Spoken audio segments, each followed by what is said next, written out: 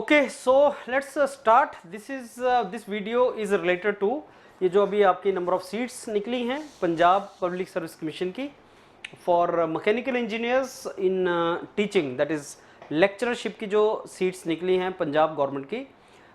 तीन अलग अलग डायरेक्शन में सीट्स हैं. एक मैकेनिकल इंजीनियरिंग, एक रेफ्रिजरेशन एयर कंडीशनिंग और एक प्रोडक्शन. तीनों का सिलेबस सेम है, एलिजिबिलिटी भी सेम है और 9th आई थिंक 2 सितंबर लास्ट डेट है फॉर्म भरने की. और मेरे को लगता है एग्ज़ाम भी हो जाएगा अक्टूबर नवंबर में. तो तैयारी स्टार्ट करें आप. और इसका मैं डिटेल में अभी आपको बताता हूँ क्या सिलेबस है, क्या इसका मार्क्स कैसा, रिटर्न का कितना मार्क्स है, ये आपको अटैच कर देंगे यूरोपीडिया के प्लेटफॉर्म, इससे आप निकाल सकते हैं. और ये हमारा जो सारे का सारा स्ट्रेटजी है वो मैं आपको बताता हूँ.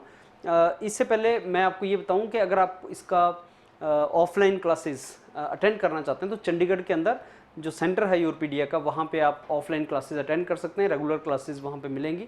एंड ऑफलाइन मॉड्यूल अगर आप इंटरेस्टेड हैं ऑफलाइन मॉड्यूल भी ले सकते हैं. एज काफ़ी ज़्यादा है इसमें, minimum age I think 37 years है. तो मेरे को ये लगता है कि जो स्टूडेंट्स 5-6 साल पहले निकले हैं, पास आउट हुए हैं और अभी भी तैयारी के कॉन्टैक्ट में हैं, तैयारी कर रहे हैं, प्रिपरेशन कर रहे हैं, प्रिपरेशन मोड में हैं और टीचिंग के जॉब में आना चाहते हैं लेक्चर्स की, तो उनके लिए अच्छी अपॉर्चुनिटी है. वो तैयारी कर सकते हैं और 2-3 मंथ में मेरे को लगता है जो सिलेबस दे रखा है ये दो मंथ में हम इसको बहुत अच्छे तरीके से कवर कर सकते हैं. डिपार्टमेंट ऑफ टेक्निकल एजुकेशन का है ये सारा, आप एक बार गो थ्रू करना. सैलरी बहुत अच्छा इन्होंने दिया है, initial salary is very good और स्टार्टिंग बहुत अच्छा है इसका सैलरी का. इसमें 30 पोस्ट, ये मैकेनिकल के लिए डिटेल्स है, 30 पोस्ट हैं इसके अंदर.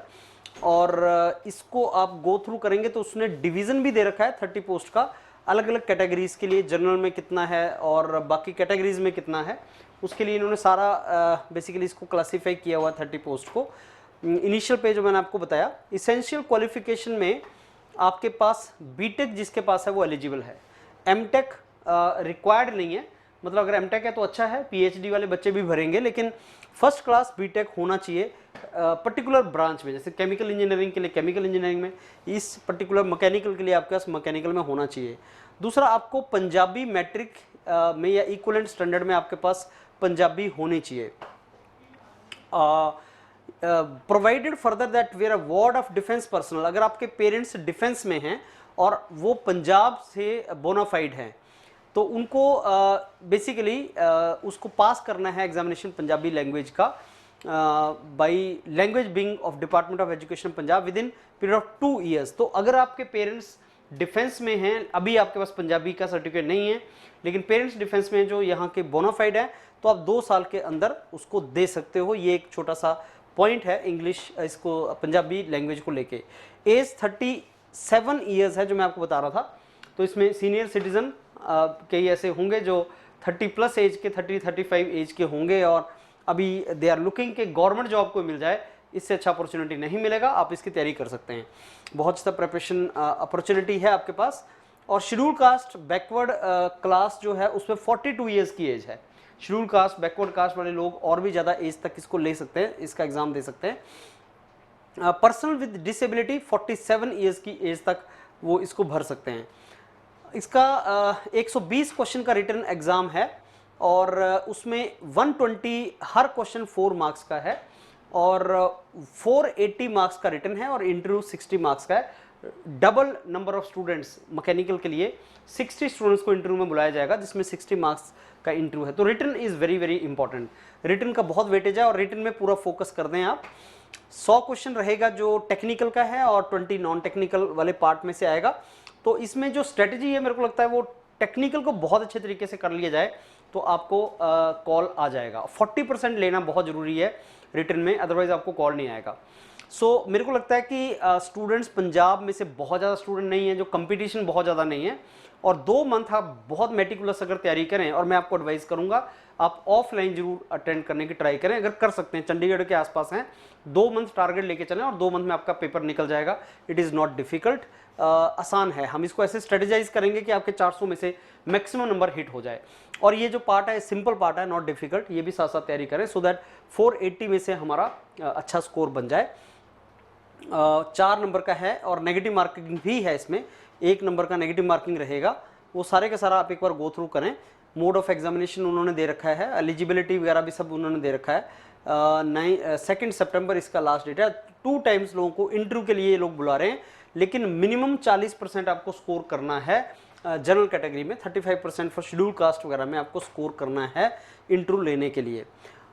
ओके, सो ये फाइनल रिजल्ट जो प्रिपेयर होगा वो कम्पिटिटिव एग्जाम और इंटरव्यू के बाद प्रिपेयर होगा। वो बाकी सारा नेशनैलिटी वगैरह the simple things you can understand that. और लास्ट डेट मैंने आपको बता दिया कब है, और आपको ये सारा डिटेल में एक बार आप पढ़ेंगे कौन कौन से डॉक्यूमेंट रिक्वायर्ड हैं और कितने रुपए का फॉर्म है, वो सारा गो थ्रू करके आप इसको फॉर्म को भरें। और उन्होंने बहुत अच्छे तरीके से गाइडलाइंस दे रखा है कि आप कैसे फ़ी पे करेंगे, ऑनलाइन सारा एक्सप्लेन किया हुआ है और आप गो थ्रू कर सकते हैं। और इसमें अगर आपको किसी भी चीज़ की हेल्प की रिक्वायरमेंट है तो आप योरपीडीए के मेंटर से, एग्जीक्यूटिव से हेल्प ले सकते हैं, कैसे इसको भरना है, कैसे प्रोसीड आगे करना है, वो आप इसको बहुत अच्छे तरीके से कर सकते हैं। सो किस तरीके से हमें फॉर्म को भरना है, कैसे करना है, वो भी आप इसको लगा सकते हैं आपने कैसे करना है। सिलेक्शन कैटेगरीज उसने दे रखी हैं, कौन कौन सी कैटेगरीज हैं वो भी इसमें मेंशन्ड है, और that everything is mentioned there. कौन कौन सी कैटेगरीज है ये बहुत एक डिटेल में फॉर्म है, आप इसको एक बार गो थ्रू जरूर करें, पूरे को पढ़ें। लेकिन जो बहुत ही इंपॉर्टेंट पॉइंट्स हैं वो हमने आपको ऑलरेडी मैंने आपको डिस्कस किया है, किस कैटेगरी में आपको कोटा किस कैटेगरी का रिक्वायर्ड है, किस तरीके का फॉर्म्स चाहिए, वो सारे का सारा मैंने आपसे डिस्कस किया है।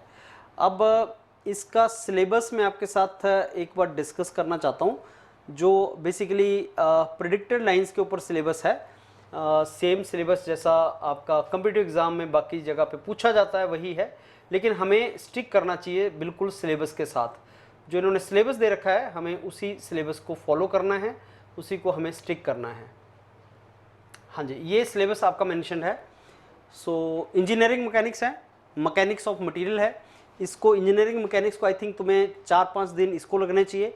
मैकेनिक्स ऑफ मटेरियल आपका स्ट्रेंथ ऑफ मटेरियल है, 6-7 दिन इसको लगने चाहिए, 5-6 दिन थ्योरी ऑफ मशीन को लगने चाहिए। सो आपका पूरे का पूरा mechanics, applied mechanics and design part आपका होना चाहिए 20-25 दिन में, आपको कर लेना चाहिए इसको सारे को। उसी तरीके से फ्लूइड मैकेनिक्स, थर्मल साइंस 20-25 दिन आपको इसके लिए निकालने चाहिए हर टॉपिक के लिए, और फिर 20-25 दिन ही आपको इसमें थर्ड पार्ट को तैयार करने के लिए लगाने चाहिए। तो अगर आप 2 से 3 मंथ का स्ट्रेटेजी बना रहे हो तो इन तीनों पार्ट्स को 20-20 डेज में आप डिवाइड करें। पार्ट बी को भी 20-20 डेज में थोड़ा थोड़ा पार्ट आप करें, तो आपको टेक्निकल और नॉन टेक्निकल को थोड़ा थोड़ा साथ में चलाना है। जैसे लेट्स से एक दिन में आप 5-6 घंटे इस पर लगाते हैं तो 1-2 घंटे आप इस पर लगाएं।